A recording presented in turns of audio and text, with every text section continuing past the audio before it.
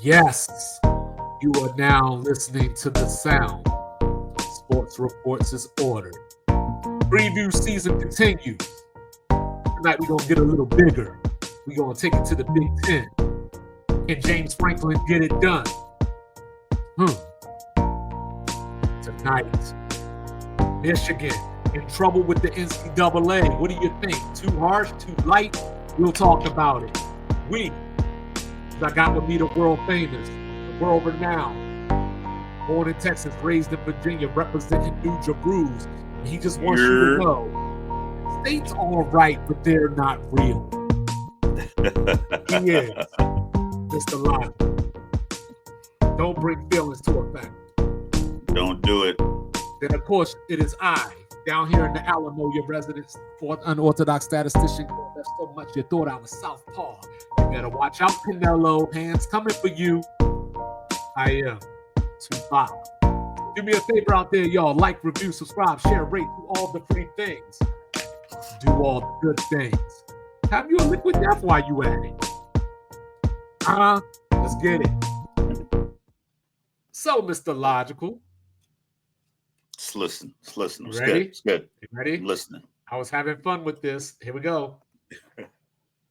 So, the Wolverines, we finally have resolution in this Connor Stallions situation. Sign, stealing, plotting with teams. I mean, yeah, Michigan could still appeal, I suppose. So there's been a rash of penalties handed down. So, I don't know if I got all of them because it was a lot, but I'm going to just go down what I got here. So Jim Harbaugh with a 10-year show cause, Connor Stallions with an 8-year, Sharon Moore with a 2-year, all right? 3-year show clause for Denard Robinson, a $50,000 fine, plus 10% of the budget for the football program. They can't get any money from the postseason this year or next, and 10% of their scholarship budget for the next 2 years. So, Mr. Logical, too much, too little? It seems like it's gone on too long, considering that I thought the issue was if you can't protect your signs, it's not the other team's fault. I know they went to extremes to make it happen, and they've already had the Netflix documentary. I just felt like they should have been already wrapped up with this. It does feel a lot like they let it play out so Michigan could be successful, because these things happened before the national championship. It was going on before then. So I think they felt like Michigan was on a heater. Harbaugh had figured out the recruiting. He had figured out how to turn Michigan into a winner, which is good for college football, a lot like the narrative that the Knicks being great is good for the NBA and Dallas being good is good for the NFL. Michigan, one of these blue-blood schools, being good because this stuff was happening when they were winning. Most times when people are winning, let's keep it a buck in college football. If you turn it around, if you go from 7-5 to 12-0, or you had some years of 5-7 and some 6-6 and some 8-4s and some 8-5s if you played the bowl game, and all of a sudden you got, you get one coach in and everything else just changes. All the same players. You go 12-0, 13-0, you dominate, you're getting first round draft picks. Some infractions are probably being made. I thought they handled it back in the day, but the fact that they're still throwing the new coach under the bus for something that the old coach and people who don't work there, that seems a little odd to me. That the athletic director, did he get any fines? Did any of the equipment managers, like who else get fined? The guys who left Michigan to go to NFL with Jim Harbaugh, are they under some show cause limitations? It just seems very funny, and it feels like there's some kind of handshake deal that was made. Like, listen, we got to give you something. Thanks for the ratings. Thanks for the boost. But we got to level something on you. But they've already capitalized so much off the money is probably irrelevant at this point. They probably charged so much more for tickets over the last few years being successful. They've been on TV a lot. the money they won from national championship games and bowl games appearances and all the money they got from Jordan, because I think they're a Jordan school. It's like that $20 million is a drop in the bucket. All right, so I got a couple things. As far as Sharon Moore goes, they have text chains on him, talking to Connor Stallions about certain things, so that's first and foremost. So he's not unjustly being punished per se. And I would say that he got off light because, first of all, Michigan decided, hey, we're going to give him 2 games, but we're going to pick the 2 games too. So it's not like, hey, you're suspended for the first 2 games of the season because game 2, they play his alma mater, Oklahoma. Can't suspend him for that. So you're suspended weeks 3 and 4 against Central Michigan and Nebraska. So that's first and foremost. So he didn't really get punished by the school. But they did the same thing for Harbaugh. And he was the interim coach for those first 3 games because they were all cupcake so I don't see it as a punishment. And then so a part of the punishment that the NCAA gave was that he gets suspended for a game next year, the first game of the season, which is against Western Michigan in Germany. I don't see that as a punishment. You don't want to be suspended. You don't want to be associated with the word suspended. But in the grand scheme, if you were on these text message chains and Connor Stallions did something that was so bad, you got off relatively light. So what they're saying is that only 2 coaches were involved in these text message conversations. No one else is involved. An entire operation that's bringing in that much money, they leveled it on the shoulders of a dude who begged to be an assistant, another assistant coach, and the head coach. I mean, like, it's listen, don't piss my pocket and tell me it's raining. They could have literally just done this. I remember I deployed one time to Iraq, like 2009. They messed up the per diem for everybody that was there. We ended up getting like 4 or 5 times more per diem than you're supposed to. But it happened for everybody. Instead of going back and redoing every single person's travel voucher and getting the money back, they're like, you know what? That's messed up. It is what it is, but it's a waste of our time to go back and try to rectify this. It is what it is. We understand what's going forward. We're going to look out for these things. Michigan, you're on some kind of probation. Boom, boom, boom, knock it out, because you're not really giving any punishment that's holding them back. You allowed them to continue playing when you knew all these allegations. Nothing's really holding them back. That's where I kind of disagree. Did lose any recruits? Well, that's what I'm going to get to that. I'm going to get to that. This is just 2-5's thought. This isn't something that was in the punishment. This is just me trying to think of the effects, because like we say, Michigan pisses money. You know what I mean? They got 115,000 seat stadium, charge $80 per ticket or something, right? You'd be all right. But the problem is, so this is my thought. So with them being ineligible to get the postseason money for those 2 years, we're looking at this transfer portal, right? So you got your boosters that are helping the collective out. But now the school is also on the hook for certain revenue sharing or whatever the case may be. So could that potentially hurt you being able to maximize your transfer portal for the next 2 years? Going to the endowment. Every major university has a deep endowment. It's probably being traded on the New York Stock Exchange. There's plenty of money available. So if they need to get another 5-star quarterback or 5-star wide receiver, and they can't get it with the money, that they still can go to the bowl game, right? If they go to a bowl game, they can go to the bowl. They just can't go to the Big Ten championship. They just can't get the money. Well, they're gonna get the money from something. They're gonna sell a lot of hoodies. They're gonna sell a lot of tickets. They're gonna sell a lot of something. They're just not gonna get that money. So the money that they expect to get is still going to be just enormous amount of money. So they won't get this extra 20. They're fine with that. If they need to get another $4 million to get the top defensive lineman from anywhere in the Midwest, from Ohio, Pennsylvania, wherever they got to get this guy to get him to Michigan, that money will find its way to someone's account, and they'll be fine. But you did this to Western Michigan, it might be a problem. But it could also have an adverse effect on. It could also have an adverse effect on the rest of the programs, though. So, like, for example, we know football drives the bus. You know what I mean? Yeah. So the revenue sharing, I imagine, at most schools is going to be allocated to the football department. But you still got basketball teams. Michigan's a good basketball school. You still got other sports that you could potentially get NIL athletes from, that you might not be able to use the revenue sharing to You get. might, So like I said, if you hold on real quick, hold additional $20 million check. So if you're Bryce Underwood, right? This is just, like I said, this is just me thinking. If you're Bryce Underwood, right, you paid him $10 million. So now, hypothetically, you have some portal issues, like you can't bring in certain people or whatever, like you don't have the money to do the revenue sharing in a way that you would like to. Then could that potentially lead to him leaving Michigan at some point? Because like, where's the team around me? And then, like I said, you start hurting the basketball program because now you're cutting the money. You're getting money in because you're Michigan, but some of that other money was going to flow somewhere. But it's extra money. And Ohio State got that extra money that you don't got. Penn State got that extra money that you don't got. True, but what is their starting bank account?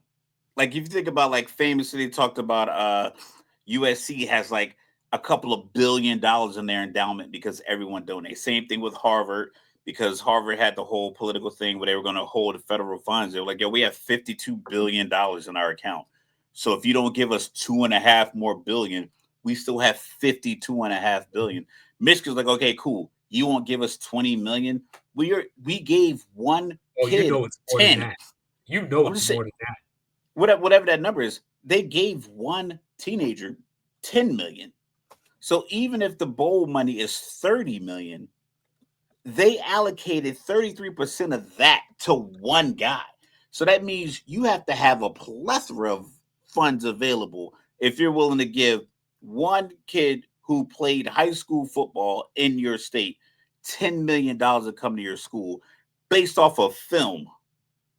No college, he has no college film. There's no score of him beating a college team, and you gave him $10 million. Then whatever money the NCAA was going to give them for going to whatever bowl game or whatever postseason game they were going to is drops in the bucket, drops in the ocean. If you're willing to give one player $10 million, and that's the thing, that's why it wasn't a real punishment. Unless you say, hey, you guys can only play with 65 scholarship players, that's a real punishment. Yeah. SMU, that's a real punishment. USC giving their stuff back, that's a real punishment. Firing coaches, losing scholarships, paying money, that's a real thing. Being their scholarship banned for budget 2 years. Is affected. Their scholarship budget is affected in this punishment. Oh, I get it.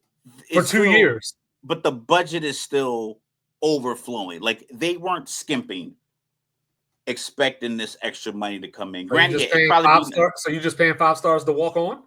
They're gonna pay them. They're gonna pay them because they're Michigan. The money comes from somewhere. I like to see it first, but we'll see. They can call Tom Brady, like, listen, Tom, we need $5 million donation for this quarterback, and he got cool. I'll write that off. Let me call my guy. Yeah, Charles Woodson, you want to see us succeed? We need to get this corner out of California. Can you go talk to him? Write him a check for $2.5 million? No problem. Got you. Yeah, I mean, I think Michigan will probably do some shit just to fight the system, if you will. But I don't know, how that's going to work, because like I said, they'll use as a rallying cry as everyone is us versus everybody, and they'll be fine, and they'll finish right in the middle of the pack of the Big Ten. We'll keep an eye on it, but I think we'll keep an eye on it, but I think it'll have a greater effect than you're leading on with. You know what I'm saying? I don't think the money. If the money is a thing that you're leaning on as a piece that's going to impact them the most, I just feel like they have more of it. And that's why I feel that the punishment was too light. That's what I'm saying. The punishment's not real. So the punishment is not real. It's very dust. So we got the Big Ten preview going on tonight. So and of course I got a couple of storylines before we get to it. So of course, first and foremost, all eyes are on Happy Valley. Penn State, it's put up or shut up time. You're bringing back the quarterback. You got both running backs back. You got 3 receivers in the transfer portal that are upgrades over what you had last year. We know that you're going to be linebacker university. It's time to put it together. It's time to go to Columbus and put belt to ass. That's first and foremost. But before you even get to Columbus, you better win on September 27th when Oregon comes in. That's the whiteout game, by the way. So then, Indiana, Act 2, right? Last year, best season in Indiana history.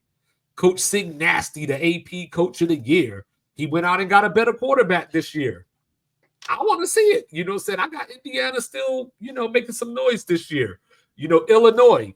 This is only last year was their fifth 10-win season in school history. It was the first since 2001. When Illinois gets ranked, they don't do well the next year. They haven't been ranked at the end of the season in back-to-back seasons since that 2001 time frame that I just brought up.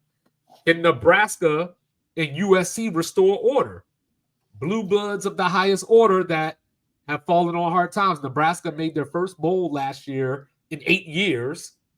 USC, they were talking about, is Lincoln Riley on the hot seat? I don't think he is because USC's got that Mike Norvell problem. Said that buyout too big. I know it's money, but we talking $60 million or so. And then finally, what's next for the champs?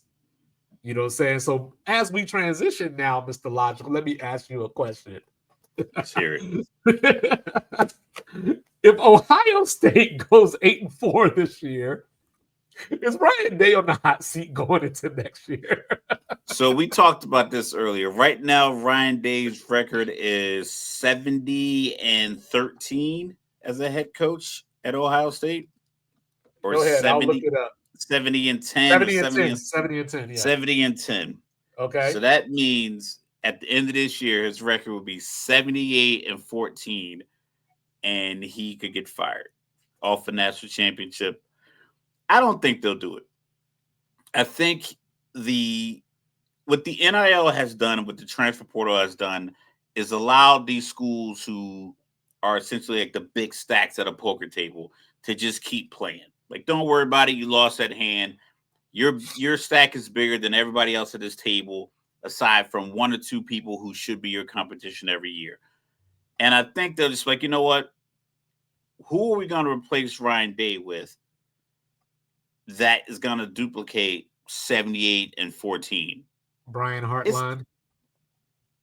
You can hope, but I don't see. I know, like, he does that face he had after the loss to Michigan last year, that bewildered look he had standing on the goal line.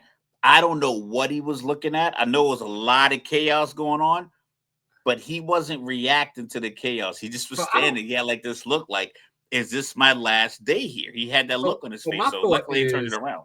So my thought is, you won the national title, awesome. Ohio State fans still wasn't happy about the 2 losses, especially who the one was to. So let's walk this out for a quick second. Like, let's say Texas comes up there and puts a 31-14 or something like that on them, beats them down like they did Michigan last year. You go on your little winning streak or whatever the case may be. Penn State beats you, ends the streak. Go lose to Michigan again. Even though it's in the big house, go lose to Michigan again. 9-3, no playoff. I think next year starts a little. I'm not saying they would actually fire him, but I just think the talks would ramp up again. 9-3, lost to number 1 team in the country. If Penn State beats them, I imagine that they're playing at a high level. They would probably still be top 5. But they're beating you at the both of those losses are at the Horseshoe. Or at home. Yeah. But it's going to be a number 1. I'm not saying I agree with it, but this is the rationale come the committee time. You had a loss to the number 1 team in America. You're working in a new quarterback. You lost a lot of guys to the draft. You're working with pretty much a whole new team. This isn't the national championship team playing against Texas. So that'll be the justification for that loss.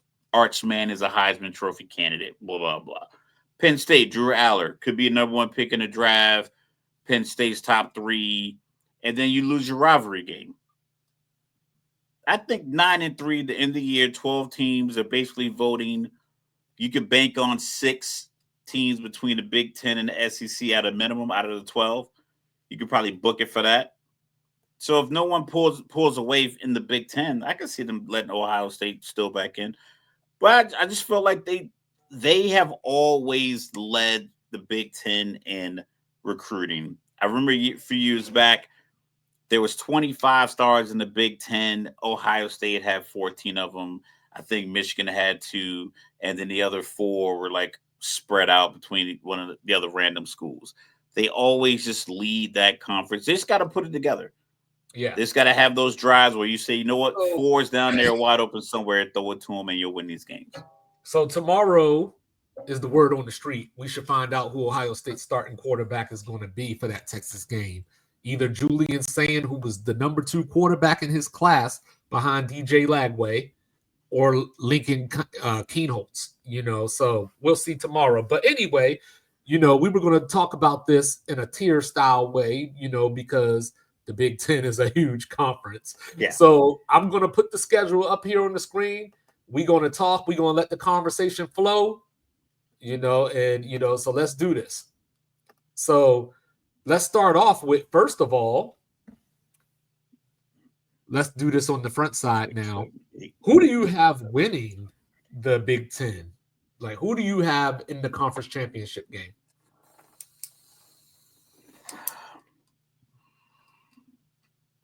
Penn State, I think, just like you said, the upgraded wide receiver, Drew Aller has to prove or show or do something. Because, like, the wide receiver stats, you talked about it a lot going into the national the Big Ten championship games.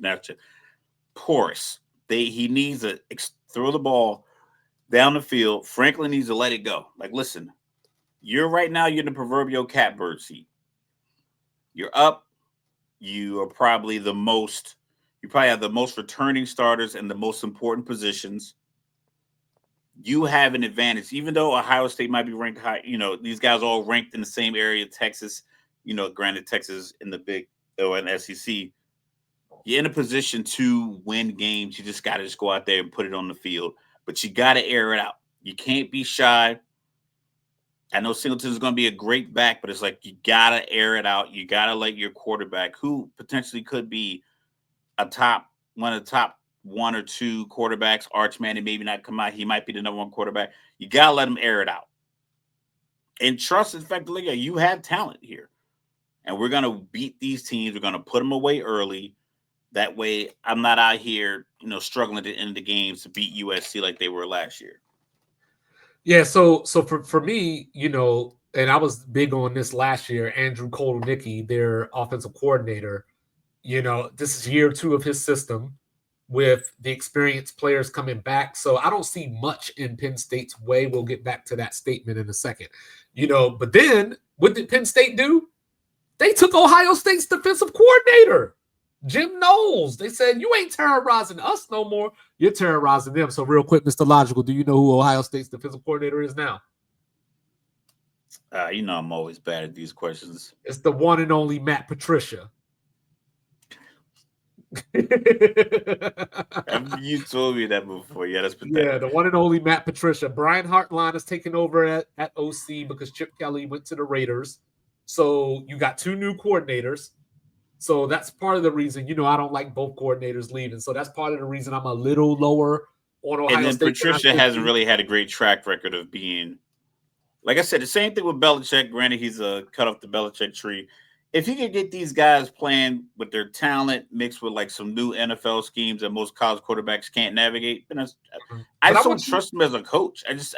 There's no evidence to say that he knows what he's actually doing. I want you to repeat something that you told me last night when I was talking about Penn State's receivers, and you said, well, I don't know about Drew Aller. And then you said, I don't, but it's like, no, I want you to say what you said. If without the tight end, he should be better. He should be better at throwing the ball down. You don't remember. That's not the one. We were talking about it, and I was talking about, like, hey, he's going to be a high NFL draft pick, all this and all that. And you said, you know what? If he couldn't get the ball to the receivers, maybe he's not that dude. But if you think about all the change at the top, like we talk about it in tiers. So if we just go 1, 2, and 3 is 18 teams. I think 6 in tier 1 is too much. I'm gonna keep it at 3: Ohio State, Penn State, Oregon. That's your tier 1. That's your tier 1. That ain't my tier 1. That's the proverbial tier 1. I think the return of Drew Aller, like you said, the transfer portal, getting them better wide receivers, year 2 in the system, it should translate. If he can't get it done, then as an NFL scout, you got to look at that like, okay, if this guy can't get it done. But I just feel like he's in a position to get it done more than the other guys. My tier 1 is Penn State, Oregon, Indiana.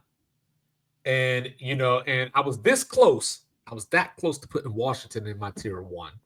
So there goes my dark. Do you have Ohio State outside of you have them tier 2? I got Ohio State tier 2, yes. You know what I mean? Because I just feel like, so this is the thing, right? When you talk about programs like Bama, Georgia, Ohio State, Clemson, they reload more than they rebuild. You know what I'm saying? But every now and again, like it catches up with you, because they got losses all over the place. It's not like they just lost a linebacker, their star linebacker, and we're like, what's the defense going to do? They lost the quarterback. They lost both running backs, Judkins and Henderson. They still got those receivers now. They got Jeremiah Smith. They got Carnell Tate. They got Caleb Downs, the best defender in the country on defense. But now, where's the offensive line depth? They lost JTT off the defensive line. They lost Denzel Burke in the secondary. So their losses are just all over the place. That's a lot to have to reload with. We felt like the masses, the huddled masses, that felt like Ryan Day is an inept coach. And we just said his record is 70-10. He's lost players to the draft before.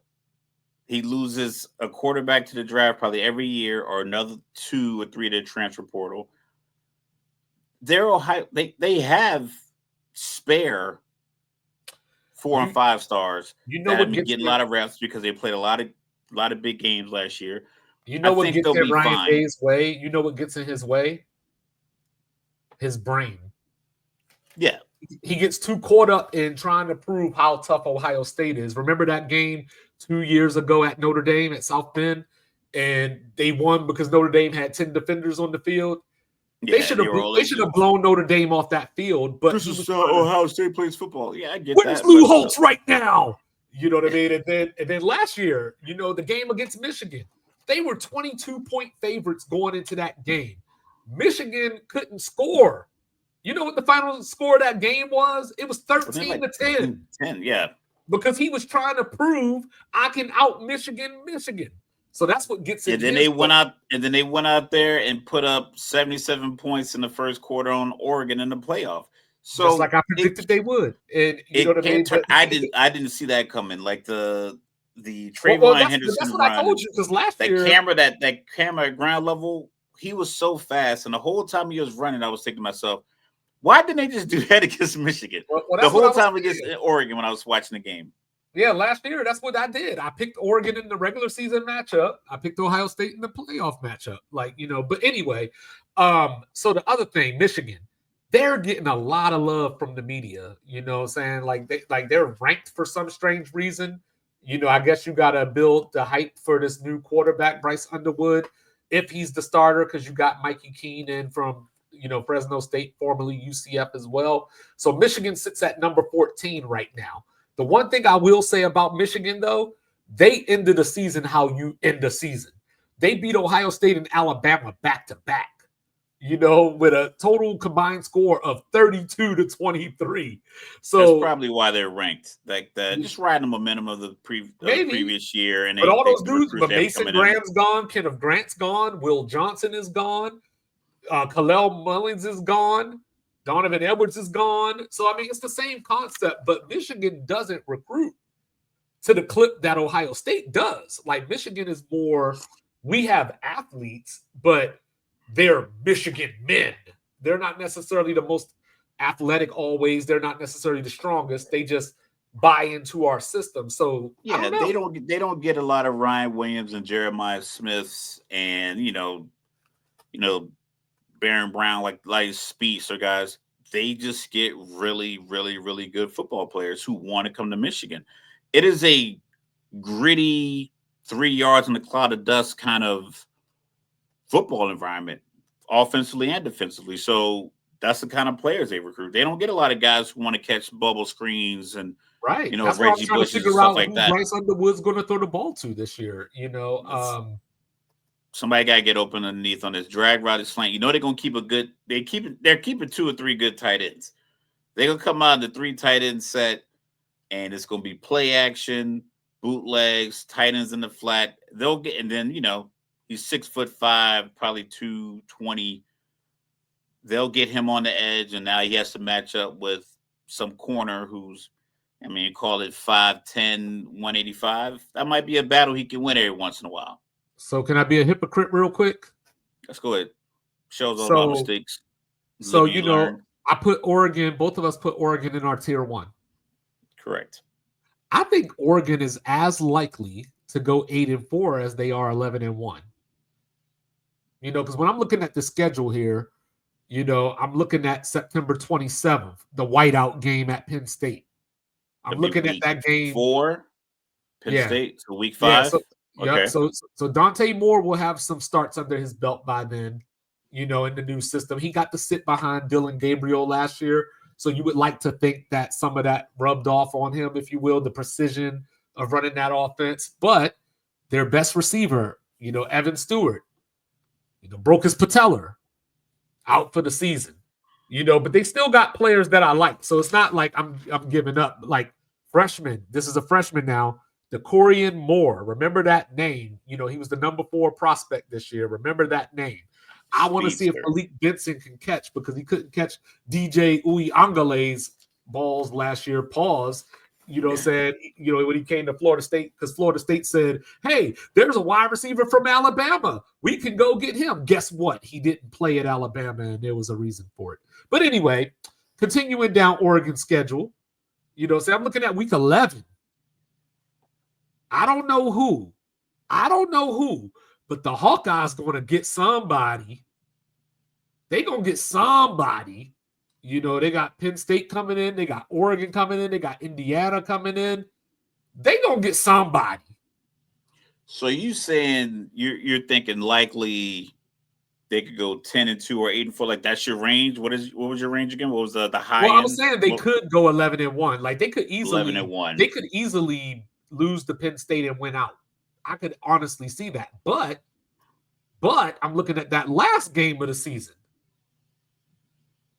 I can't have a dark horse if I don't pick them to beat anybody. So I got the Washington Huskies and Jed Fish. Yeah, see, I think that's a lot of feelings in that selection. I like it though. There's no facts or feeling over here. No, I think Oregon's offense has always been predicated on a quarterback that can get the ball out quick, fast, spread, a 5'11" to 6 foot tall wide receiver, weighs about 192 pounds, that runs a 4.29. That guy's always in Oregon. And when in doubt, you could be at the 5-yard line, you could be at the 50. The way Oregon has played football is that let's get the ball in the hands of that guy 4 times a game and see if we can make magic happen. And it normally does. It normally, like a bubble screen, a guy like that, young guy, you saw what he was doing down in Texas. Was in high school, probably some of the top high school football in the country, just running past people. Him in open space, linebacker trying to catch him, and I think that's what Oregon's always been able to do. So no matter if the game is back and forth, I can rely on these types of plays because that is what they've always done. That's what the fans expect. That's what guys who come there expect to do. That's why they end up with a lot of guys who don't always really translate to the NFL because the way they play at Oregon. But it's small, fast, quick, in and out of cuts. Let's get on the ball. Let's go quick. And I think that overwhelms some of the more physically statured Big Ten teams, like we talk about Michigan. Michigan's not going to be able to go up and down the field in 3 or 4 plays the way Oregon's going to be able to do it. Maybe even Penn State might not be able to do that. They do have a lot of speed, but that's not how their offense is built. Well, I'm See just what I'm letting saying? you know right now, all things created equal, all kinds of health. I'm taking Washington over Oregon right now. You know what I'm saying? They got a guy that goes by the name of Damon Williams. I call him Weapon X. And this year he's going to turn into Wolverine or Deadpool, depending on which universe you like better. You know what I'm saying? We got Coach Jed Fish up in here. You know, he took over Kevin Sumlin's Arizona teams. He went from 1-11 to 5-7 to 10-3. So there's going to be an improvement this year. You know, Denzel Boston, my favorite wide receiver in college football, that's not Antonio Williams. You know, I think he's going to be a great NFL receiver. So the weapons are there along with the running back, Jonah Coleman. So now, you know, it's just the defensive side of the ball. You know, can you take a step forward? Now, I'm not picking Washington to go to the Big Ten championship game or anything like that, but it wouldn't surprise me. But what about Lincoln Riley? You know, we were just talking about USC. You know, is he on the hot seat? All that stuff. So, you know, last year their defense did improve under DeAnthony Lynn, their defensive coordinator that they brought over from rival UCLA. How about that? You know, It's crazy what money can do, right? yeah, USC is a sleeper in the conference this year, you know, but I think the media has caught on to that. And it might be one of those things where they're not going to be able, they're USC too. They're not going to Yeah. sneak up on you like Indiana was able to do. You know what I mean? People are going to get up I for think USC. people just didn't believe in Indiana. I think when you saw Indiana's win total -0, people just didn't believe either one of Because they those were numbers. looking at the name of the team and not the And actual team. but I think a 3-0 USC, a 4-0 USC is gonna get their next opponent's best shot. Right. But with USC, for them to be the Caleb Williams years should have been more successful, but the defense was just poor. It was basically just an open gate, you know, just Yeah. everyone just run through. Uh, Lincoln Riley has success in Oklahoma, but I think Oklahoma, once again, its location. You can recruit Oklahoma, Texas, and anywhere in that down south region. You could get outstanding players that can just make your scheme even better. He should be able to do that in California. I don't know why he hasn't been able to Because you got recruit Nike a out top there. tier defense. You got everything you need. You have what's the argument? It's like the top high school football 1, 2, and 3 interchangeable between Florida, Texas, California. I know Georgia throws their hat in the ring a lot of times in that argument, but for the most part, you got a top 5 high school program in throughout your state. Right. You should be able to recruit better, and I think that's the problem. I think the expectations for USC, no matter what their coaching situation is or their player situation is, the expectations that they are the Pete Carroll, Reggie Bush, Matt Leinart, Lindale White kind of USC. And when they don't live up to that early on in the year, people just kind of forget about them. They're on the West Coast, and we see their games whenever they come on TV. So Lincoln Riley started off 11-1, you know, with Caleb Williams, of course. You know, he's been 15-13 since. You know, they lost Zachariah Branch to Georgia, you know, which I think is a big loss. Even though he wasn't their leading receiver last year, he was probably their most dangerous receiver. You know, should have been because he's the most dangerous guy, but right. You got to employ him. He should have gone to Oregon personally. You I know, think he would have been a killer in Oregon. So you got Jaden Maeva, you know, still taking, you know, he took over for Miller Moss last year. He's going to continue this year. They do have Makai Lemon and Jacoby Lane back at wide receiver. So good to go. We were just talking about their defense improvement. They got a lot of defensive line depth this year. Offensive line, not so much. Yesterday or sometime this week, they lost their nickel back, Prophet Brown, out for the season. So next year might be the actual year where I'm looking at USC as go to the Big Ten championship game. But when I look at their schedule, the first thing that jumps out to me is week 5 against the Fighting Illini, because the Fighting Illini returned the most starters of any team in the country. You know, they went 10-3 last year, but let me warn you, Illini fans, beating South Carolina, even though they were good last year, does not make you a great team. You know, so they lost their top 2 receivers, One of them I really love, Zachary Franklin. Shout out to UTSA and Pat Bryant. They didn't really run the ball that well last year. And when you look at their schedule last year, for example, they lost 3 games. They went 9-3, but they didn't get any playoff talk like Ole Miss and Alabama got. But 2 of those 3 losses that they had were to at Oregon and at Penn State. You know what I mean? And then they lost 1 to Minnesota. So watch out for Illinois this year, just based off of production. But with all the starters, they have that continuity that you look for. But they might have shot their load last year, if you will. Pause. Yeah. So then you got the sisters. Saying Iowa and Minnesota, right? They build their teams the same way. They have 2 great coaches that don't get enough credit for what they do, making more with less. And then when you look at their schedules this year, you can see why, because Iowa's got Penn State and Oregon coming in. Meanwhile, Minnesota goes to Ohio State and Oregon. So, so now you're just on different ends of the home away situation. But I think those are 2 teams that look a lot alike. Iowa is bringing in South Dakota State quarterback Mark Grakowski. So I'm interested to see how that goes because, the number one question is always, how many points is Iowa going to score? So, Phil Parker has to be the most frustrated coordinator in this country. The Iowa, Minnesota, a lot of these Big Ten schools, like I said, if I want to draft a guard or a tackle or a tight end, I'm looking here. Yes, the SEC has dynamic tight ends. A lot of them are great blockers, whereas some of these tight ends in the Big Ten used to be left tackles in high school and right tackles in high school. So they're always a very brute force kind of team. And I'm not sure if college quarterbacks, especially in this day and age of recruiting, where the big numbers get you on TV and the TV time gets you viewed by scouts and then gets you on ESPN and gets you on Fox for interviews and so forth and so on. I'm not sure a lot of guys really want to go to these schools to just throw 10-yard outs to tight ends and comebacks and curls to tight ends. They want wide receivers that go deep. Well, the wide receivers don't want to go because there's a bunch of tight ends and they run the ball a lot. Mm-hmm. So it's a double-edged sword. You want to control the clock. You want to control a lot of scrimmage. That's essentially how you can win football games.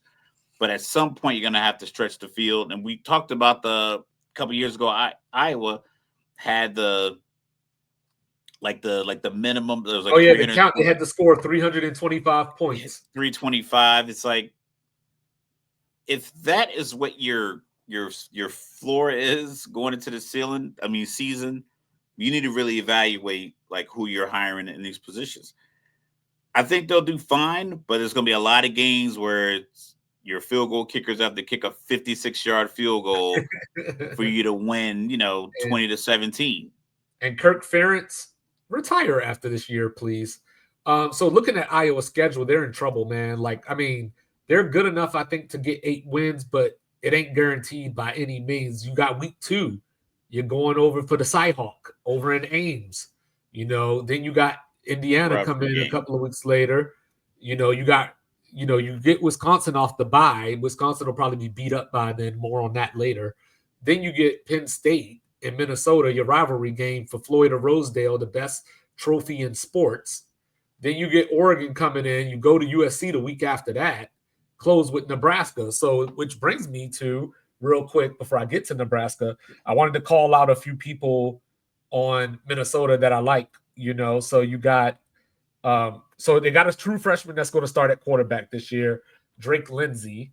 So, we'll see how that goes. PJ Fleck, great coach, 6 bowls, 3 seasons, at least 9 wins at Minnesota, 4 top 15 defenses in his time. I mentioned the other night that the defensive coordinator went down to Miami, Corey Heatherman. But, as I look at this, they got a running back in from Marshall that averaged 8.3 yards per carry last year, A.J. Turner. Christ. They got Coy Parrish. Hopefully I said it right. But he might be this year's Travis Hunter. He's a safety that they might play at receiver this year. You got Lemeki Brockington, who I like at wide receiver. And I said all that just to get to Mr. Logical. Minnesota's on upset alert week 1 against Buffalo. So there you go.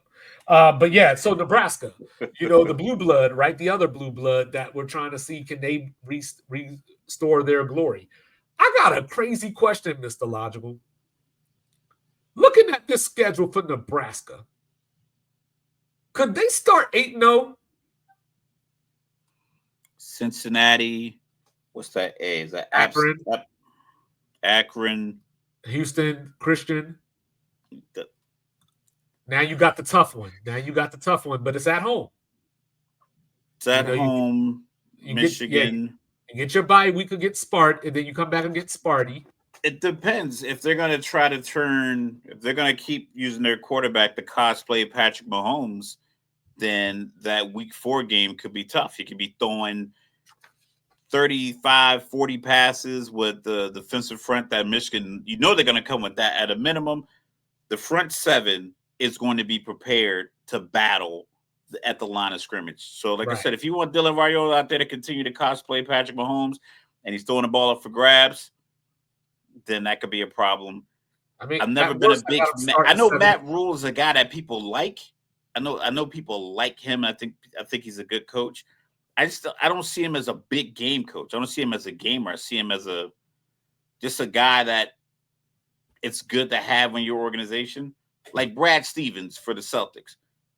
On the floor, the X's and O's, maybe, but like upstairs in the booth, making things happen, that makes sense up in the office. Matt Rule feels like one of those guys to me where it's like on the field, they say that all the time. But I thought it was year 2. Go look at what he did at year 2. Go look at what he did at Baylor in year 3. Go look at what he did at Baylor in year 3. What did he do with the Carolina Panthers? I don't think he got 3 years in Carolina. Exactly, because I think said year 3. I didn't say year 2, year 3. Yeah, I think the realization is that year 3 magic has worn off. Because that was the narrative going into when he got hired in the NFL and he got that ridiculous contract. Like I said, I just think he's a likable guy. I don't know. I'm not looking at this. I got him starting 7-1 at worst before that USC game. The problem is once you get to that USC game, it gets wild. They're gonna probably lose the USC. You got a road game at Happy Valley near the end of the season, and then you play Iowa back to back. So they could start 7-1 and finish 8-4. That's very possible. But even then, that's still the best season Nebraska has had since 2016. So, and that's just one of those things. I think that kind of season where they end up 7-5 is going to be the best season, and then people are going to stamp the year 3 Matt Rule on it. And it's like, all right, cool. All right, well, instead of year 3 Matt Rule, let's go year 2 Raiola. And they got Dana Holgerson taking over the play calling now. He took over late at the end last year, but now he's officially in there. So, we'll see how that goes. As we're looking at this, Michigan State, this is another team that I feel like could make somewhat of a run if they had a better schedule. Not a run as far as making it to the title game, but just that 8 wins coming off of 4 or 5 wins, seeing that improvement. Because I really like Aiden Childs, but he's got to hold on to the ball. 13 touchdowns, 11 picks. He had 5 fumbles and lost 3 of those. So once you clean that up, you cooking with gas. On defense, they got a couple of guys, Nakai Martinez and Jalen Thompson. One's a DB. The first one's a DB. Second one on the D-line. Get Nick Marsh involved in the receiving game. I think Michigan State can get somebody, and looking at their schedule, they could be 3-0 going into that USC game. Western Michigan, Boston College, and Youngstown State. They could be 3-0 headed into that USC game, and it's on the road. So then we'll see what you're made of. You know what I mean? If you're worth anything, you'll at least be competitive. 3 home games to get you ready for a big game. Makes sense. I mean, I like their chances. It's just that they haven't had like the recent success that they could rely on and lean on. They've had a lot of, it's a lot of issues going on in Michigan State, with a lot of different Mel Tucker, things, a lot of different things going on. Yeah, a lot of different things going on from a legal standpoint. That's probably taking a lot of attention away from recruiting or deter people from wanting to go there. Like, okay, you guys are in the midst of some shit. Let you get your relationships squared out, squared away, and then we'll come start playing football there. So, a couple of bad losses, and like, okay, you're thinking 3-0. You go into that USC game 1-2, just college football is college football, and crazy things happen. I just came up with a new nickname for Mel Tucker, Coach 1900. Your guys up in your neck of the woods, the Scarlet Knights. Let's go. Last year was such a weird year. Usually Rutgers is Iowa East. They'll hold you to 17, but they can't score anything. Last year, they actually put up a little bit of points. They couldn't stop anybody. And I think that's going to continue this year.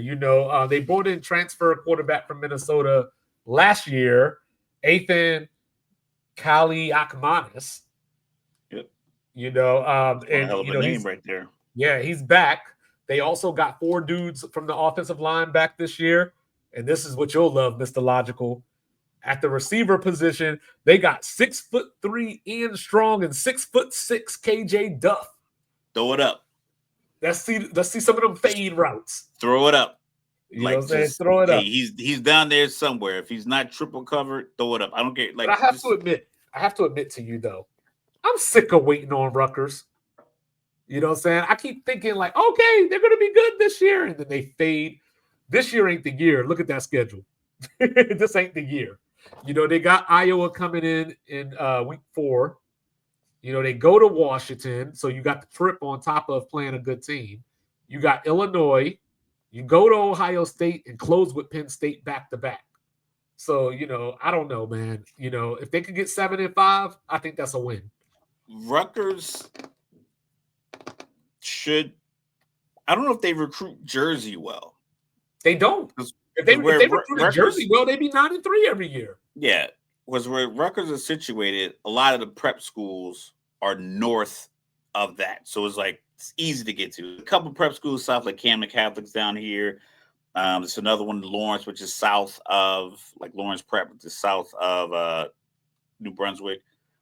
But they should be recruiting so many Saint this, Saint John that, Saint Vianney this, Saint that, Saint this, Saint that, all in that general area, all getting recruited by the Big Ten players. You'll see it in the introductions when you go to these players. A lot of them are from Jersey. Penn State gets a lot of players from Jersey. So it's like, if they could keep some of these kids in state, they'll be all right. The stadium isn't attractive, so that's one thing. I can't imagine the facilities are that much better. Yeah. So it's just if you're being recruited by Penn State and Rutgers, because how far is Rutgers from East Rutherford? Like 40 minutes with traffic. Think, play a game there every so often. It's definitely close enough to play a game, but Rutgers is like a family kind of school. It's in the middle of this town. A lot of people from Jersey go to Rutgers. There's a Rutgers campus down here south in Camden. There's another one way north in Newark. There's the main one in New Brunswick. So Rutgers is just interwoven into so many different people's families. So a lot of people end up at Rutgers because of that. But they should be able to do better recruiting. But yes, it's gonna be a tough stretch because in this day, if you don't have like the quarterback, even with the transfer portal and college football, you're. And I'm just tired of these celebrities. I used to always talk about, hey, LeBron, why you ain't funneling that money into Akron? Where you at, Redman? Where you at, Joe Budden? I'm just saying. You know what I'm saying? Yes. Jersey in the house. What up, Ransom? You know what I'm saying? But, they're more likely to support like a high school prep program because it's more successful. Send them push them to Rutgers at least, but Purdue, finished with 1 win last year over Indiana State. So double and give them 2. No, I'm giving them 4 or 5. Saying I like head coach Barry Odom. He's replacing Ryan Walters, who is now the defensive coordinator at Washington. He wasn't ready to be a head coach, and it showed. Remember that 66-0 they lost to Notre Dame last year. So this year, they got Barry Odom in from UNLV. Sig Nasty style. He's bringing a lot of his UNLV dudes with him. You know what I mean? The only problem is they don't have a quarterback per se. Ryan Brown was the starter last year. He transferred to go play for Belichick, and then he came back once they got Gio Lopez. Then, saying they brought in Malachi Singleton from Arkansas, and you're like, hold up, Malachi Singleton, he played for Arkansas? Who's that? He's the guy that led the winning drive when they upset Tennessee last year, when Taylor Green got hurt. So he's got some moxie, if you will. But, I'm looking at this. They open with Ball State. They got the Salukis the week after that. You got your 2 losses, USC, Notre Dame. Come off your bye. You get Illinois at home. You almost beat them last year. Minnesota's a toss-up. You should beat Northwestern. Rutgers a toss-up. You ain't getting neither one of those next 3, or actually you lose out after that.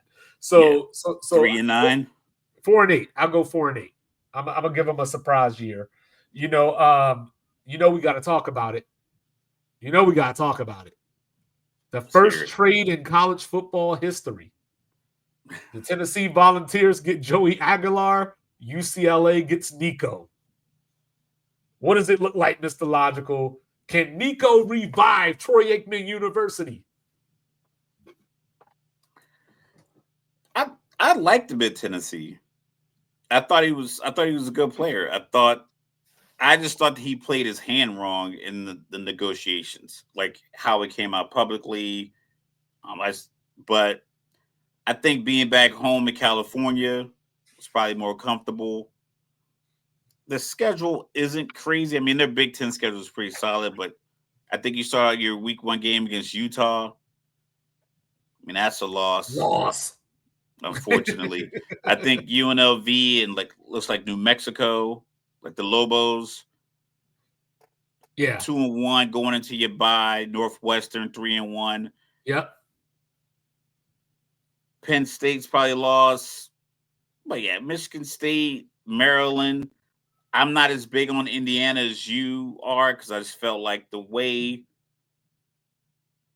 they played in the latter part of the season against the big name matchups, I feel like that's going to be more. I think they're probably more in the 7-5, 8-4 kind of season. Shout out to D'Angelo Pons, my favorite DB in the country at Indiana.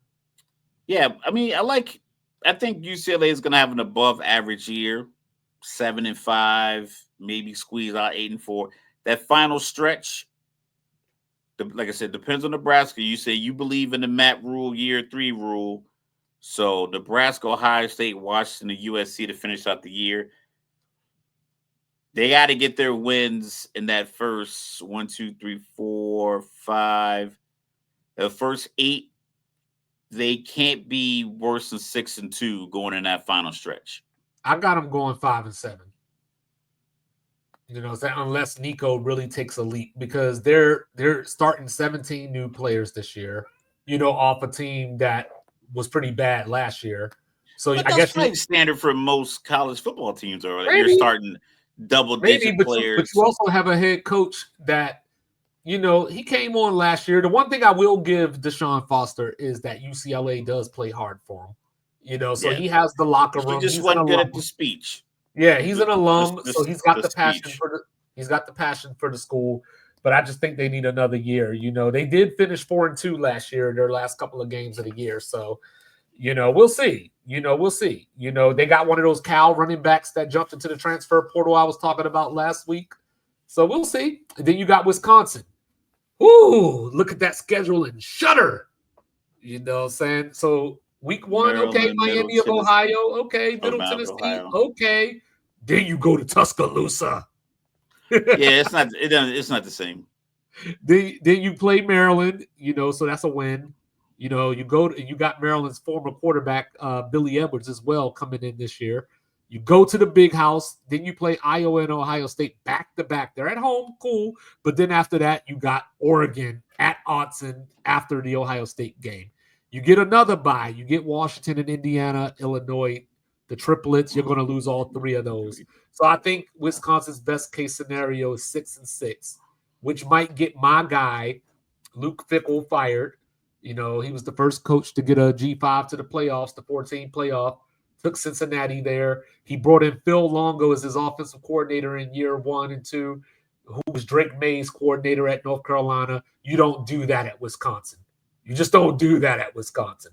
So he switched over. They got Jeff Grimes now. He comes over from Kansas.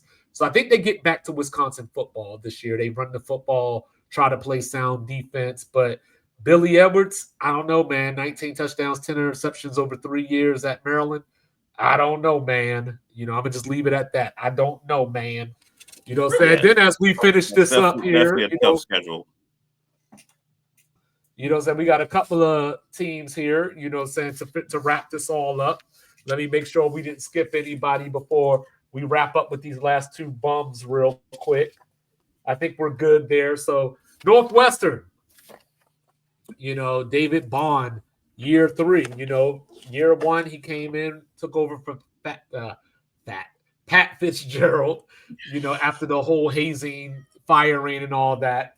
And, they went to a bowl game that year, beat a couple of good teams. Then last year it all fell apart, So this year they bring in former SMU quarterback Preston Stone, who has a 28 touchdown, 6 interception year on his resume. That was the year before last. They took SMU to the American title game, but he broke his leg in the last game of the season. So Kevin Jennings took over. He tried to start last year in that game against BYU, and it just wasn't happening. He probably wasn't ready from the injury yet. So Northwestern's got the quarterback, maybe, just going off of potential. But Mr. Logical, Tulane is going to beat Northwestern in week 1. Yes. I'm saying? I'm putting that down. Then they get Oregon in week 3. Yeah, they get Oregon in week 3 at home. So I see 3 wins potentially on the schedule. Western Illinois in week 2, Louisiana Monroe after the UCLA game, and then maybe Minnesota, depending on how that freshman quarterback plays. So it's looking real 2-10-ish. Yes, it is. And, David Bond's probably going to be out on his ass after that. And then finally, my Maryland Terps, the old line state is in the house. But guess what? Maryland's probably going to win one Big Ten game this year. Starting true freshman Malik Washington at quarterback. Maryland, here you go, Mr. Logical. Since joining the Big Ten back in 2014. Yeah, they don't have a great record. Let's hear Maryland's Big Ten record is 28-65. You know what I'm saying? Mike Locksley. How many coaches have you gone through?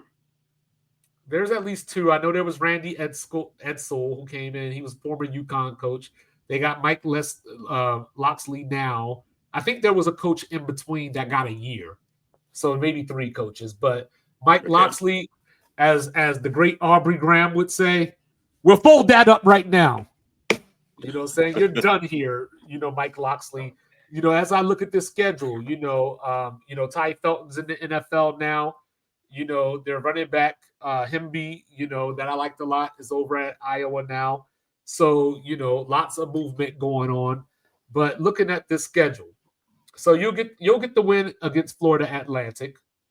Maybe. Before you pencil in Northern Illinois, remember they won at South Bend last year. Yeah, last year. Yep. Yeah. Now, granted, they should be rebuilding. They lost a lot of players. I love their coach, Thomas Haddock. He was talking about it the other day. Towson, you're going to beat up on another Maryland team right there that people haven't heard of. You know what I'm saying? Then you go to Camp Randall. L. You go play Washington. L. Nebraska. L. UCLA. L. Maybe a toss-up depending on how Nico looks and how they settle in, but I'm going to say L. You're going to play Indiana. L. Maybe Rutgers could be a toss-up if the defense really can't stop anybody. Yeah. Illinois. L. Michigan, L, and maybe Aiden Childs gives you the ball a few times. So at best, I got Maryland at 4-8. That's best case scenario. I could see a window of 1-11. You got to give them I give them fighting chance in the first 3 weeks. The first 3 weeks. Oh, I'm sorry. 2-10 because I forgot the Towson game. There you go. Okay. So 2-10. They could be 3-0 after that. Depends on how Florida Atlantic's really built. Like if they, like I said, anytime I hear Florida and football, especially college football, I know they have talent. They have speed. They Okay. have freak athletes. I imagine I haven't looked at the Florida Atlantic roster. There's probably a couple of guys on their defensive line or some linebackers that are like 6'3", 240 that run like 4.40s or something like that. They probably have So, players like that just because it's Florida. so I So forgot that Towson game. So I'll update and say best case scenario 5-7. But you're starting your freshman quarterback first road game at Camp Randall. I don't care how bad Wisconsin is. Like going to Camp Randall is not an easy task. was it And 90,000, 100,000 seats there too? I think they're a little smaller than that, but still, But so as I look across this, and I realized that I never said what I was going to say earlier. So give me Penn State. Actually, you know what? I'm gonna do it, Mr. Logical. I'm gonna do it. No Listen, guts, no glory. let's hear it. Give me Penn State over USC. Fight You got on, Trojans. USC in the Big Ten championship game. Fight on, Trojans. I mean, I guess you They are can't go more than chalk and be condoms. like Oregon State or Oregon and Penn State back-to-back years. But with college football, aside from like the flukiness of the Big 12 that ended up with the team that they had in it, and even the ACC, you still had Clemson, who was the better team preseason. Just had that, like Miami just had a nice little run. I mean, it's boring to say Penn State versus Ohio State. So, there's a very real scenario where Penn State goes to Columbus, loses, and they get Ohio State in the Big Ten championship game. That is a scenario that could play out. But I'm going with USC. No guts, no glory. When I look at their schedule, I got Penn State over Oregon. I'm going with that. All right. If they lose to Notre Dame, it doesn't hurt them in the Big Ten standings. You know what I mean? So for me, it's going to boil down to the Illinois and Nebraska games. Those two road games is what it's going to boil down to me, because they get Iowa at home. Oregon is a tough road game, so I'll pencil that in as an L. You know what I mean? So it's going to come down to the Nebraska and Illinois games, I think. I like it. I mean, this is more interesting than, I believe, our ACC conversation that we had. I just feel like there's more hope for more teams in the Big Ten. Because I think what every team does well, they consistently do it. It's not like, they're implementing a new system. The way USC plays is how they play. They just need to shore up the defense. Oregon plays the way they play. They just need to just be able to. Can you replicate what you had last year with Dylan Gabriel? That's why I want to see Ohio State and Michigan. Yeah, that's why I want to see Indiana, because last year they didn't play Illinois. They didn't play Oregon. They didn't play Penn State. So so if anything, it's in their hands, right? They got their destiny in their hands. Yes. You get Oregon and Penn State. Granted they're both on the road. But you know what I mean? But hey, split those two road games and you might have something going on. Illinois, I already mentioned the USC game is pivotal for them. Obviously, they get Ohio State in week 7. So Alana Buck, I believe, is the name of the trophy there. That game at Washington week 9 is going to go a long way, because after that game, you probably should win out. So, Washington, they're my dark horse. As I look at that, you start off with Ohio State, but it's at home. And it's early enough that if the quarterback is struggling a little bit, you give yourself a chance. It's still early enough. You get Maryland Rutgers after that. You go to the big house. Bryce Underwood should be settled in by then. So that might be a tough one. Yeah, but if you get out of game. Yeah, but if you get out of there, you know what I'm saying? You got Illinois at home and you got Oregon at home.